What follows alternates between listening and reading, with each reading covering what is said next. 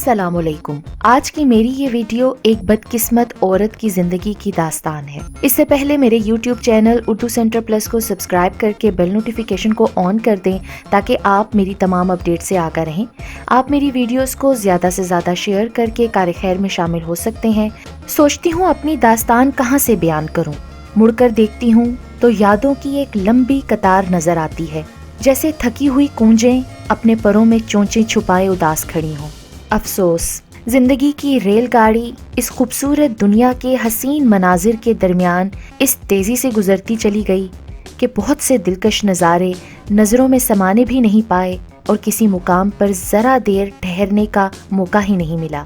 اب بھی میری عادت ہے کہ ایک مخصوص جگہ پر بیٹھ کر خالی وقت میں غور و فکر کرتی ہوں۔ ایسے میں چائے کا کپ میرے ہاتھ میں ہوتا ہے، چائے کو آہستہ آہستہ حلق سے اتارتے ہوئے گھنٹوں ایک جگہ بیٹھ کر سوچتی رہتی ہوں کہ یہ کیا زندگی تھی جو میں نے گزارتی اور یہ کیا زندگی ہے جو میں بسر کر رہی ہوں۔ جب کچھ ایسا سوچتی ہوں تو اس قدر کھو جاتی ہوں کہ دیکھنے والوں کو کبھی کبھی تو میری اس محویت پر گمان ہونے لگتا ہے کہ میں زندہ بھی ہوں۔ یہ سنا ہے کہ اچھے کاموں کا صلہ ضرور ملتا ہے، کسی کی ذرا سی بھی نیکی رائیگاں نہیں جاتی، لیکن میرے حق میں یہ بات درست نہیں نکلی۔ ممکن ہے کہ مجھے میری نیکیوں کا صلہ دوسرے جہاں میں ملنے والا ہو۔ بس اس امید پر ساری تکلیف دور ہو جاتی ہے۔ ہوش سنبھالتے ہی جو پہلی آواز ماں کی طرف سے کانوں میں رس کھول گئی وہ یہ تھی کہ دوسروں کے کام آنا چاہیے۔ خبر نہیں کہ مجھے دوسروں کے کام آنے کی عادت کیسے پڑی۔ بہرحال جو ہی ہوش سنبھالا میں نے دوسروں کے کام آنا شروع کر دیا۔ سب سے پہلے میں نے اپنی امی کے کام میں ہاتھ بٹانا شروع کیا تھا۔ ان کے چھوٹے موٹے کام دوڑ دوڑ کر کرنے لگی، لیکن جب چینی ڈبے میں ڈالتے وقت آدھی فرش پر بکھر جاتی تو دادی کمر پر کس کر 2 تھپڑ مارتی۔ ارے باؤلی، یہ کس نے تجھے چینی کا پیکٹ ڈبے میں انڈیلنے کو کہا تھا؟ انہیں کبھی نہیں بتا پاتی کہ میں اپنی ماں کا ہاتھ بٹانا چاہتی تھی۔ دراصل دادی میں ایسی صلاحیت ہی نہ تھی کہ وہ میری اس خوبی کو تعریف کی نظروں سے دیکھتی۔ ایک دن ماں نے مجھے کچھ روپے دے کر کہا کہ جا نانی کے گھر دے آ۔ میری نانی ایک غریب عورت تھیں اور اکثر ماں ہی ان کو خرچہ دیا کرتی تھی۔ میں روپے لے کر گھر سے نکلی، سامنے نانی کا گھر تھا۔ سڑک پار کرنے کے لیے اپنے قدموں کو تولا ہی تھا کہ ابا آتے دکھائی دیے۔ بیچاری میں رقم کو مٹھی میں دبا کر ہاتھ پشت کے پیچھے کر لیے، کیونکہ ماں نے سختی سے کہا تھا کہ رقم کے بارے میں کسی کو نہ بتاؤں۔ اس رقم کو میں ابا کی تیز نگاہوں سے نہ چھپا سکی، اتنی معصوم تھی کہ سمجھ نہ سکی۔ ہاتھوں کو پشت پر رکھنے کی ضرورت بڑے سمجھ جاتے ہیں کہ ضرور مٹھی میں کوئی شے چھپائی گئی ہے۔ ابا نے قریب آ کر مجھ کو پکڑ لیا، کمر کے پیچھے والا ہاتھ سامنے لا کر پوچھا، کیا ہے اس میں؟ کیا چھپا رہی ہو؟ دکھاؤ مجھے۔ کچھ نہیں ابا۔ ابا نے میری مٹھی جبرن کھول لی۔ اس میں 200 روپے تھے۔ کہاں سے لائی ہے یہ روپے اور کس کو دینے جا رہی تھی؟ کیا چرائے ہیں ماں کے پیسے؟ انہوں نے ایک ہی سانس میں کئی سوال کر ڈالے۔ نوٹ دیکھ کر وہ مجھ سے زیادہ گھبرا گئے تھے، جبکہ میں ان کے ایک بھی سوال کا جواب دینے کے قابل نہیں تھی۔ تبھی ان کو میرے پکے پن پر غصہ آ گیا۔ ننھی سی جان مار کھاتی رہی مگر ماں سے کیے ہوئے وعدے کا پاس نبھاتی رہی۔ ابا کے سوالوں میں سے ہی جوابات تلاش کر لیے۔ جی اماں کے پیسے چرائے ہیں، لیکن میں یہ نانی اماں کو دینے نہیں جا رہی تھی۔ اب میں گڑبڑا گئی۔ ابا بہت ہوشیار تھے، انہوں نے مجھ معصوم کے جوابوں سے مطلب کی باتیں اخذ کر لیں۔ انہوں نے نوٹ مجھ سے لے کر جیب میں ڈال لیے، گھر لے آئے اور اماں کے اوپر دھکا دے کر بولے، لو سنبھالو اپنی بیٹی کو، یہ 200 روپے کے نوٹ چرائے نہ جانے کدھر جا رہی تھی۔ اماں تو خوب جانتی تھیں کہ میں نے نوٹ نہیں چرائے تھے، مگر اس وقت وہ یہ سب بھول گئیں اور مجھے الٹا 2-4 تھپڑ دے کر ثابت کر دیا کہ میں واقعی چورنی ہوں اور رقم چرا کر نہ جانے کدھر جا رہی تھی۔ میں ماں کے اس برتاؤ پر حیران تھی۔ ممتا کے بڑے دل فریب قصے مشہور ہیں، لیکن کوئی مجھ سے پوچھے آج بھی جب کوئی ممتا کی شان میں قصیدے کہتا ہے تو میرے ہونٹوں پر ایک موہوم سی مسکراہٹ پھیل جاتی ہے۔ یقین کیجئے ایسے تلخ تجربات نے بھی میری فطرت کو نہیں بدلا اور میں نے دوسروں کے کام آنا نہیں چھوڑا۔ اسکول جانے لگی، سب سے پہلی جو میری سہیلی بنی اس کا نام سائرہ تھا۔ وہ نہایت حسین مگر بہت نالائق تھی۔ مجھے وہ اپنی اچھی صورت کی بنا پر پسند آ گئی۔ خوبصورتی میری روح کے لیے طمانینت تھی۔ آج بھی حسین چہرے دیکھ کر میں ان کی خوبصورتی کی تسبیح پڑھنے لگتی ہوں کہ یہ اللہ کے تراشے ہوئے ہیں جو خود جمیل ہے اور جمال کو پسند کرتا ہے۔ سائرہ پر تو میں جان فدا کرنے لگی۔ وہ بھی یہی ظاہر کرتی تھی کہ وہ مجھے بہت پسند کرتی ہے، لیکن دل سے وہ مجھ پر فدا نہ تھی بلکہ چال باز اور منافق تھی۔ میں کبھی اس کی منافقت کو نہ سمجھ سکی۔ میں شاید بہت سادہ تھی یا کم عقل تھی، مگر وہ میری کم عقلی کو تعریفی جملوں میں چھپا کر عرصہ دراز تک مجھ سے فائدے حاصل کرتی رہی۔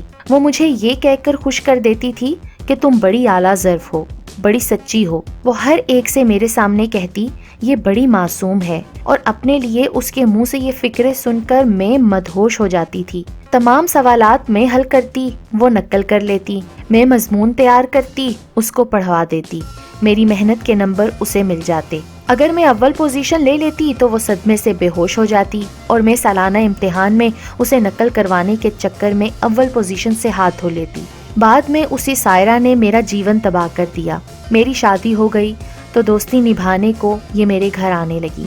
میں بہت خوش ہوتی تھی کہ سائرہ آئی ہے۔ سارا وقت میں باورچی خانے میں سر کھپاتی اور وہ میرے میاں کے پاس بیٹھی گپے ہانکتی رہتی۔ یوں میرے گھر میں مفت کے نوالے اڑاتے اڑاتے ایک روز وہ میرے میاں کو ہی لے اڑی۔ یہ سب اس کی حسین صورت کی وجہ سے ہوا یا میری کم عقلی اور سہیلی پر اندھے اعتماد کے باعث؟ آخری بار میں نے یہ بھلائی اس کے ساتھ ضرور کی تھی کہ وہ گھر والوں سے جھگڑ کر آئی تھی اور میں نے اس کو اپنے گھر میں پناہ دی تھی۔ پھر میرا گھر میرا نہ رہا، میرا میاں میرا نہ رہا، اور وہ میرے میاں کی بن گئی۔ میں بے ٹھکانہ ہو گئی اور اس کو ٹھکانہ مل گیا۔ بے ٹھکانہ ہو کر میں پھر کہاں کہاں نہیں بھٹکی، اپنی قسمت کا رزق تلاش کرنے تنے تنہا نکل کھڑی ہوئی۔ پتا چلا کہ ایک اسکول میں کچھ اسامیاں خالی ہیں اور ان پر سلیکشن کا اختیار والد صاحب کے ایک دوست کو ہے۔ میں بہت خوش ہوئی۔ اسی روز ایک کلاس فیلو نویدہ سے ملاقات ہو گئی۔ وہ بھی ملازمت کی تلاش میں تھی۔ میں نے اسے کہا کہ تم بھی میرے ساتھ چلو، وہ انسان ہی کیا جو دوسروں کے کام نہ آئے۔ میں ابا کے دوست سے تمہاری بھی سفارش کروں گی۔ ہم ایجوکیشن سیکریٹری کے پاس گئے، کہنے لگے بیٹی میرا وعدہ ہے کہ میں تم دونوں کی ملازمت کے آرڈر کرا دوں گا۔ تم دونوں کو انٹرویو دینا ہوگا اور انٹرویو کے دن اپنی اصلی اسناد بھی دکھانی ہوں گی۔ اسناد کا لفافہ اس وقت میرے پاس تھا۔ نویدہ نے کہا آؤ ان کو فوٹو سٹیٹ کروا لیں۔ ہم سیکریٹری صاحب کے آفس سے فوٹو سٹیٹ کروانے چلے گئے۔ میں نے اپنی اسناد سہیلی کو پکڑوا دی، خود ادھر ادھر دیکھنے لگی۔ فوٹو سٹیٹ کروا کر نویدہ نے میرا لفافہ مجھے دیا اور خود بس میں بیٹھ کر چلی گئی۔ میں اپنے گھر آ گئی۔ انٹرویو والے دن جب میں بورڈ کے سامنے پیش ہوئی تو میری میٹرک کی اصلی سند غائب تھی۔ نویدہ کو نوکری مل گئی اور مجھ کو نہ مل سکی۔ یہ صلہ دیا نویدہ نے مجھے۔ ان دنوں میں بہت رنجیدہ تھی۔ اپنی بدقسمتی کا ذکر اپنی پڑوسن سے کیا۔ وہ بولی سعیدہ تم غم نہ کرو، نوکری نہیں ملتی تو ایم اے کر لو، کیا ضروری ہے کہ تم ٹیچر ہی بنو، لیکچرار، وکیل یا صحافی بھی تو بن سکتی ہو۔ پڑوسن کی باتوں سے امید کا چراغ دوبارہ روشن ہو گیا۔ پڑوسن نے مشورہ دیا کہ اپنا زیور بیچ کر زیور تعلیم حاصل کر لو۔ میں نے کہا کہ سرافہ بازار کبھی نہیں گئی، اگر تم ساتھ چلو تو اچھا رہے گا۔ میرے پاس 20 تولے سونا تھا۔ زیورات بیگ میں ڈال کر میں نے اپنی پڑوسن کے حوالے کیے اور جب ہم سنیارے کی دکان پر پہنچے تو بیگ میں زیور نہیں تھا۔ وہ کہنے لگی کہ شاید کسی نے بس میں نکال لیا ہے۔ میں اپنے نصیبوں کو رونے لگی۔ بعد میں پتا چلا کہ زیور اسی پڑوسن نے اپنے گھر میں بیگ سے نکال کر رکھ لیے تھے، لیکن اب کیا کر سکتی تھی، واقعی میں احمق ہی تھی۔ دوسروں کو اپنا جیسے سمجھ کر ان پر اعتماد کر لیتی تھی۔ جوں توں کر کے ایم اے کیا اور ایک رسالے کے دفتر میں ملازمت اختیار کر لی۔ 1 سال وہاں میں نے بڑی محنت سے کام کیا۔ انہی دنوں ایک لڑکی آرٹیکل لے کر آئی، بولی بڑی مجبوری ہے، ماں بیمار ہے، ان کا علاج کرانا ہے۔ یہ لڑکی میری بہن کی پرانی کلاس فیلو تھی، لکھنا لکھانا واجبی سا جانتی تھی۔ اس کی تحریر میں جان نہیں تھی، اس کے لکھے ہوئے مضمون کا معاوضہ کیسے مل سکتا تھا۔ میں چاہتی تھی کہ اس کا آرٹیکل چھپ جائے تاکہ کچھ معاوضہ مل جائے تو اس ضرورت مند کی ضرورت پوری ہو جائے۔ وہ میرے سامنے بیٹھ کر روتی تو میرا دل بیٹھ جاتا۔ آخر ایک حل سمجھ میں آیا کہ میں اس کے نام سے لکھوں اور جب آرٹیکل شائع ہو جائے تو معاوضہ اس کو مل جائے۔ میں نے اس کے نام سے آرٹیکل لکھے، بہت پسند آئے، بے شمار فون آ گئے، رسالے کے مالک بھی چونکے۔ تبھی انہوں نے مجھے بلا کر اس لڑکی کے بارے میں پوچھا کہ یہ نئی لکھاری کون ہے۔ میں نے اس لڑکی کا اپنے مالک سے تعارف کرایا، یوں سفارش ہو گئی اور اس لڑکی کو انہوں نے ملازمت دے دی۔ وہ سب ایڈیٹر ہو گئی تو اس کی پی آر زبردست بن گئی۔ اس کو پی آر بنانے کا فن آتا تھا۔ ایک دن مجھے پتا چلا کہ اس نے میرا پتہ صاف کرا دیا ہے اور خود میری جگہ لے لی ہے۔ سخت ذہنی دھچکا لگا، لکھنے لکھانے سے جی اچاٹ ہو گیا۔ دوبارہ ملازمت کے لیے قسمت آزمائی کی، ایم اے کر چکی تھی، ایک کالج میں اپلائی کیا، جاب مل گئی، میرا سلیکشن ہو گیا تھا۔ 1 سال سکون سے کٹ گیا۔ اب بھی لکھتی تھی مگر کبھی کبھی جب موڈ ہوتا تھا، ورنہ ڈائری لکھ کر اپنے نصیبوں کا رونا رو لیتی تھی اور دل کی بھڑاس نکل جاتی تھی۔ ایک روز ایک کولیگ نے بتایا کہ فلاں لڑکی فیل ہے لیکن پاس کروانے کے لیے اس نے مجھے کچھ رقم کی پیشکش کی ہے۔ یہ لڑکی میرے پاس ٹیوشن پڑھتی ہے، تو تم کیا کرو گی؟ میں نے پوچھا۔ اس نے کہا رقم خاصی موٹی ہے، رقم پرس میں رکھوں گی اور لڑکی کو امتحان ہال میں نقل کرا دوں گی تو پاس ہو جائے گی۔ مجھے بہت غصہ آیا۔ میں نے کہا اسی لیے تو معیار تعلیم گر رہا ہے، تم جیسے استاد اچھے ہونہار طالب علموں کا حق مارتے ہیں۔ وہ بولی تم بکواس مت کرو اور اپنی دیانتداری اپنے پاس رہنے دو، میں تو ایسی 2-4 لڑکیاں اور تلاش کروں گی، آخر مجھے مکان بھی تو بنوانا ہے۔ میں نے اس کو بہت سمجھایا لیکن وہ باز نہ آئی تو میں نے تمام معاملے سے پرنسپل کو آگاہ کر دیا۔ میں بہت خوش تھی کہ اب اس مقدس ادارے کو جو میرے نزدیک عبادت گاہ کی طرح تھا، ایسی ضمیر فروش عورتوں سے نجات مل جائے گی۔ پرنسپل صاحبہ نے میری بات بہت غور سے سنی اور کہا کہ بہت جلد ہی اس کے خلاف ایکشن لینے والی ہوں۔ پھر ایک روز میری معطلی کے آرڈر آ گئے کہ میں نے کسی طالبہ سے رشوت لی ہے، خود پرنسپل صاحبہ اور وہ ٹیچر اس کی گواہ تھیں۔ اف میرے خدا، مجھ پر تو جیسے قیامت ٹوٹ پڑی۔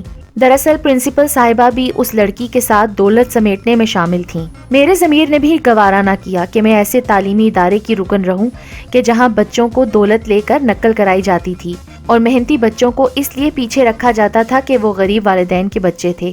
اس کے بعد میں نے اپنا اسکول کھول لیا جس کی فیس برائے نام تھی اور جو غریب والدین کے محنتی بچوں کے لیے کھولا گیا تھا۔ اسی دن سے میں نے اپنے ویران گھر میں امید کا ایک دیا جلا لیا، بچوں کو تعلیم کے ساتھ ساتھ ایمانداری اور نیکی کا درس بھی دیتی تاکہ جب وہ بڑے اور سمجھدار ہو جائیں تو وہی اس گرتے ہوئے معاشرے کو سنبھال لیں۔ اب میں خالی دامن نہ رہی تھی، یہ بچے اور بچیاں میرا سرمایہ تھے جنہوں نے کل اس وطن کی باغ دوڑ سنبھالنی تھی۔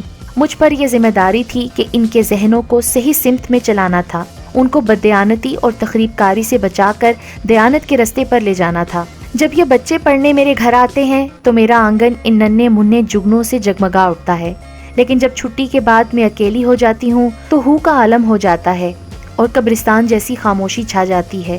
پھر میں ہوتی ہوں اور میری یادیں ہوتی ہیں جو مجھ سے پوچھتی ہیں کہ تم نے تمام عمر لوگوں کے لیے سوچا تو کیا پایا؟ صرف یہی تنہائی؟ اور میں ان سے کہتی ہوں کہ نہیں، نیکی کا بدلہ ضرور ملتا ہے، اس جہان میں نہ صحیح دوسرے جہاں میں صحیح، کیونکہ خدا کسی کی ذرا سی نیکی کو بھی رائیگاں نہیں جانے دیتا۔ یہ میرے اللہ کا وعدہ ہے اور بے شک وہ رب عظیم ہے، وہ وعدہ خلافی نہیں کرتا۔